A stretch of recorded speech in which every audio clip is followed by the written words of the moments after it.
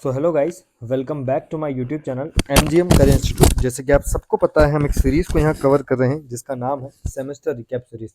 इस सीरीज के अंदर आज हम बात करने वाले हैं लीनियर अलजेब्रा के जो आपका मिड सेमेस्टर एग्जाम है उसके लिए कुछ मस्ट डू टॉपिक्स के बारे में, जिन्हें कवर करके आप अपना 70 to 80% स्कोर अच्छे से कर सकेंगे और आपका जो स्कोर है उसको बढ़िया कर पाएंगे।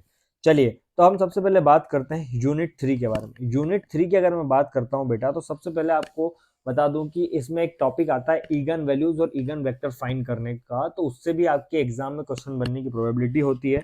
आपको ऐसा क्वेश्चन दे दिया जाएगा और उसमें बोला जाएगा कि find again values and again vectors. तो आपको इसको भी बहुत अच्छे से कर लेना है, ठीक है। अब इस चैप्टर के अंदर मैं बात करूं बेटा, तो आपको एक क्वेश्चन दिखाई देगा। कौन सा क्वेश्चन दिखाई देगा? क्वेश्चन आपको दिखाई देगा काइले हैमिल्टन और उसका इनवर्स का और डायगोनलाइजेशन का, ठीक है। इन दोनों में से भी एक क्वेश्चन आपको वहां एग्जाम में दिखाई दे सकता है। डायगोनलाइजेशन की अगर मैं बात करूं, तो अगर ये क्वेश्चन आता है तो आपको 3, 4 या 5 नंबर में आ जाएगा, लेकिन अगर सिर्फ काइले हैमिल्टन आएगा तो आपको ये 3 या 5 नंबर में दिखाई दे सकता है। अगर उसके इनवर्स के साथ आता है तो 5 में, या फिर काइले हैमिल्टन सिर्फ अकेला आता है तो 3 नंबर में आपको दिखाई दे देगा। लेकिन अगर एंड सेमेस्टर की बात करें तो इसका नंबर वेरी कर सकता है। अभी एमएसटी के बारे में हम बात कर रहे हैं, ठीक है।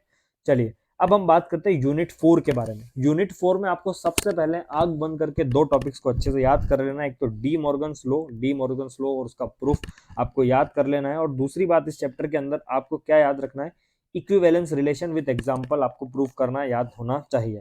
फिर इसके बाद अगर मैं बात करूं तो इसमें आप दो क्वेश्चन और अलग देख सकते हैं। मैंने पहले ही बहुत बहुत कम क्वेश्चन इसमें लिखे हुए हैं, लेकिन मैं उसमें बता रहा हूं कि आपको क्या पहले करना चाहिए। फिर बात करें इसी में, तो आपको ऑपरेशंस ऑफ सेट भी एक बार अच्छे से देख लेना चाहिए, जिसमें आप यूनियन, इंटरसेक्शन और कॉम्प्लीमेंट के बारे में पढ़ते हैं। कैसे उनके ऑपरेशंस को आप लगाते हैं वो आपको याद होना चाहिए, ठीक है। फिर इसमें मैंने फाइनली 2 पॉइंट लिखे हुए हैं, वेन डायग्राम और कंपोजिट फंक्शन। ये भी एग्जाम में पिछले 3-4 साल से आ चुके हैं, ठीक है। कुछ पेपर्स में आए भी हुए हैं और कुछ में नहीं भी आए हुए, तो मैंने इनको लिख दिया है, ठीक है।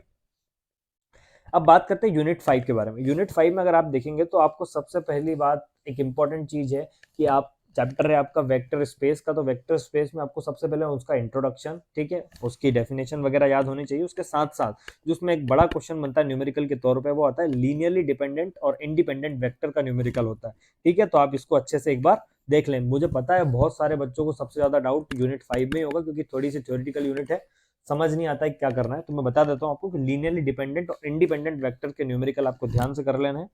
फिर इसी में अगर मैं बात करूं तो कुछ थ्योरम्स है वेक्टर्स ऑफ स्पेस की, जैसे कि यूनियन की और इंटरसेक्शन की, उनको भी एकदम रट लेना है। और फाइनली मैंने यहाँ लिखा हुआ है introduction and definition of vector spaces, ठीक है, जो मैंने आपको पहले ही बता दिया था कि आपको ऐसा इसमें करना है।